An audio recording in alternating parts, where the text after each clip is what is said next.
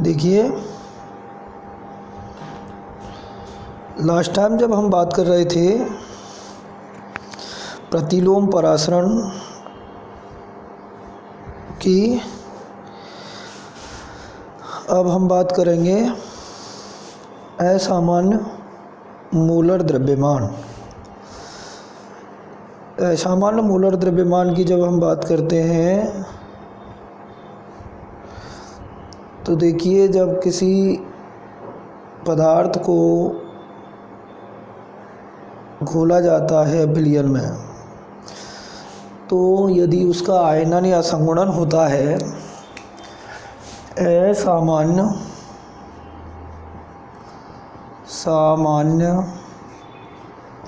Molar द्रव्यमान, यदि उसका आयनन या संगुणन होता है तो उसके मोलों की संख्या परिवर्तित हो जाती है, और इस प्रकार से मोलों की संख्या में हुआ परिवर्तन के कारण उसके अणुसंख्यक गुणधर्म भी परिवर्तित हो जाते हैं। देखिए, जब किसी पदार्थ को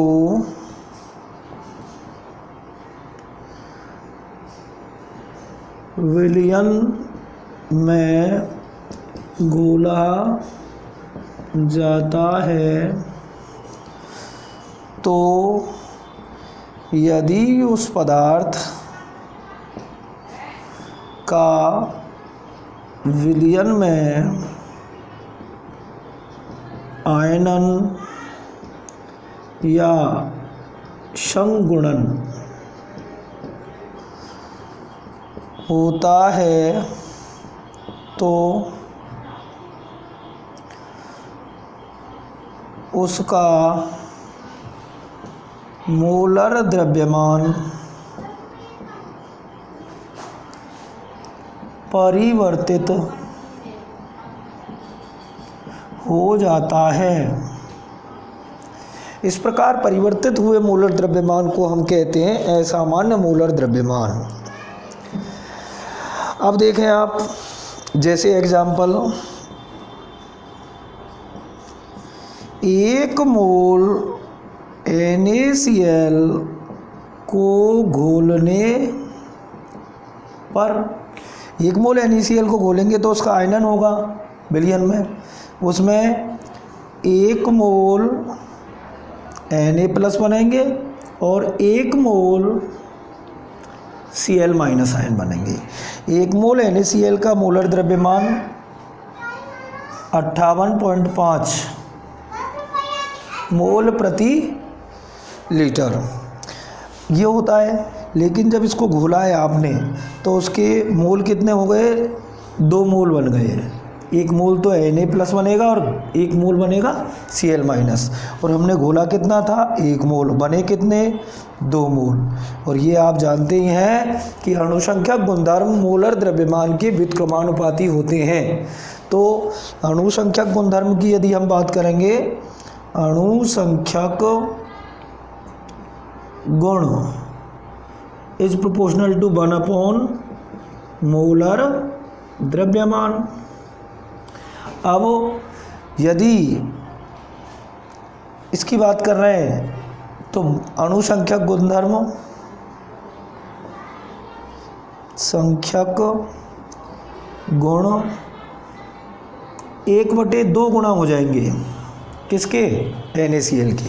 विलयन में घोलने के पश्चात, विलयन में घोलने से पूर्व अणुसंख्यक गुणधर्म 1 गुना ही थे, लेकिन जब विलयन में घोल दिया है आपने NaCl को तो उसके अणुसंख्यक गुणधर्म 1/2 गुना हो जाएंगे, अर्थात आधे हो जाएंगे, और मोलर द्रव्यमान उसका दुगना हो जाएगा। इसी प्रकार से यदि आप दूसरा एग्जाम्पल लें, 1 मोल एसिटिक एसिड ले लीजिए आप।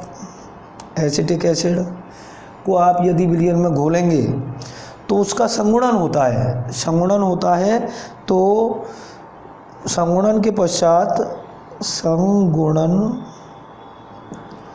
के पश्चात, संगुणन के पश्चात में 1/2 मोल CH3COOH बनता है। अर्थात 1 मोल को जब आपने घोला है और आपके पास कितना बन रहा है 1/2 मोल। क्यों? क्योंकि संगुणन होता है, 2 अणु आपस में इंटरमोलिकुलर हाइड्रोजन बंधों से जुड़ जाते हैं और वो एक ही अणु काउंट होता है, इस वजह से उसके आधे मोल काउंट करेंगे। यहाँ आधे मोल हैं। यदि अणुसंख्यक गुणधर्मों की बात करें तो ये व्युत्क्रमानुपाती होते हैं। तो अणुसंख्यक गुणधर्म, एसिटिक अम्ल के अणुसंख्यक गुणधर्म संगुणन के पश्चात में 2 गुणा हो जाते हैं। इस प्रकार से आयनन से पूर्व या संगुणन से पूर्व और आयनन या संगुणन के पश्चात दोनों के मोलर द्रव्यमानों में अंतर होता है।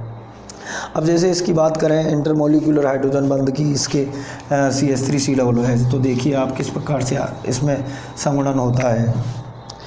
ये आपका CH3COOH इस तरीके से, अब इसकी बात कर रहे हैं हम, तो ये इस तरीके से संगुणित हो जाता है। ये इंटरमोलिकुलर हाइड्रोजन बंध, ये इंटरमोलिकुलर, तो 2 अणु मिलकर के एक ही अणु का निर्माण कर रहे हैं। तो ये कितना मोल बनेगा? 1 मोल बनेगा, 1 मोल। अब इसके 1 मोल बनने के लिए कितने मोल एसिटिक अम्ल चाहिए? 2 मोल एसिटिक अम्ल। और जब हम 1 मोल एसिटिक अम्ल की बात कर रहे हैं तो ये इसके मोल बनेंगे 1/2 मोल। 1/2 मोल जब बनते हैं तो अणुसंख्यक गुणधर्म उसके दुगने हो जाते हैं। तो कुल मिला के बात ये आई कि सामान्य मोलर द्रव्यमान, जो मोलर द्रव्यमान होता है, सामान्य मोलर द्रव्यमान होता है, उसका यदि कम या अधिक मोलर द्रव्यमान प्राप्त होता है तो उसे हम कहते हैं असामान्य मोलर द्रव्यमान। यदि किसी पदार्थ का मोलर द्रव्यमान उसके आयनन या संगुणन के पश्चात कम या अधिक प्राप्त होता है तो ऐसे मोलर द्रव्यमान को हम असामान्य मोलर द्रव्यमान कहते हैं। नेक्स्ट यदि हम बात करेंगे, देखिए बार्नठाप नामक वैज्ञानिक ने एक गुणांक प्रतिपादित किया था 1980 में, जिसे हम कहते हैं बार्नठाप गुणांक। देखिए असामान्य मोलर द्रव्यमान आपके समझ में आ गया होगा। जब ऐसा मोलर द्रव्यमान जो सामान्य मोलर द्रव्यमान से कम या अधिक प्राप्त होता है, ऐसे मोलर द्रव्यमान को हम असामान्य मोलर द्रव्यमान कहते हैं। और ये तभी संभव है जिन पदार्थों का विलयन में घुलने पर आयनन या संगुणन होता हो। जिनका आयनन या संगुणन नहीं हो रहा है तो उनका तो सामान्य मोलर द्रव्यमान, असामान्य मोलर द्रव्यमान सामान्य मोलर द्रव्यमान के बराबर ही होगा, तो उसको असामान्य मोलर द्रव्यमान आप नहीं कहेंगे, सामान्य मोलर द्रव्यमान रहता है। असामान्य तो केवल उन पदार्थों के लिए है जिनका आयनन या संगुणन होता है विलयन में, जिससे मोलर द्रव्यमान उसका परिवर्तित हो जाता है, कम या अधिक हो जाता है सामान्य से, उसे असामान्य मोलर द्रव्यमान कहते हैं। इसके रेफरेंस में बार्नठाप गुणांक सन 1880 में बार्नठाप नामक वैज्ञानिक ने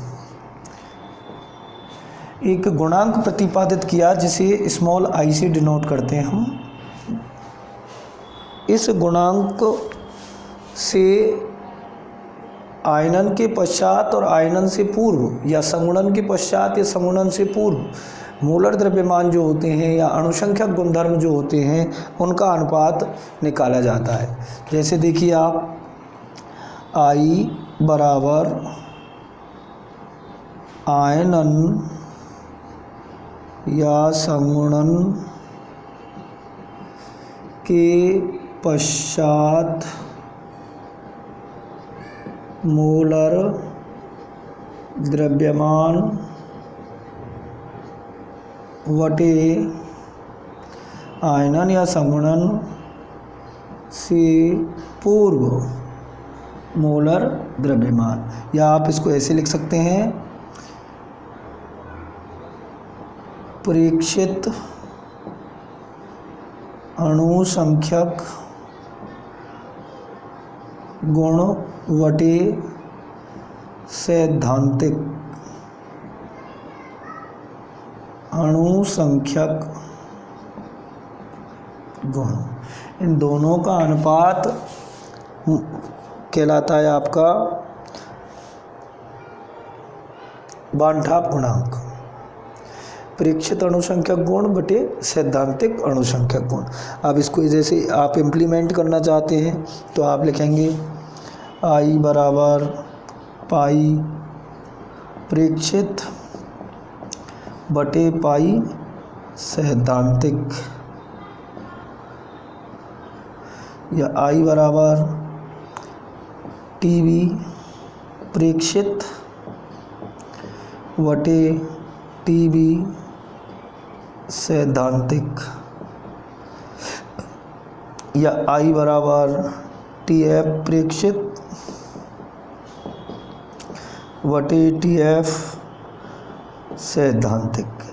तो प्रेक्षित और सैद्धांतिक अणुसंख्यक गुणधर्मों का जो अनुपात होता है उसे हम कहते हैं वानठाप गुणांक। वानठाप गुणांक को सम्मिलित करने पर अणुसंख्यक गुणधर्मों के सामान्य मोलर समीकरण जो हैं वो निम्न प्रकार से परिवर्तित होते हैं। तो उनको देख लीजिए आप किस प्रकार से परिवर्तित होते हैं यदि आप वानठाप गुणांक को उसमें इंक्लूड करते हैं। वानठाप गुणांक को इंक्लूड करने पर देखिए ये समीकरण आपने पढ़ा ही होगा, PA0 माइनस PT या PS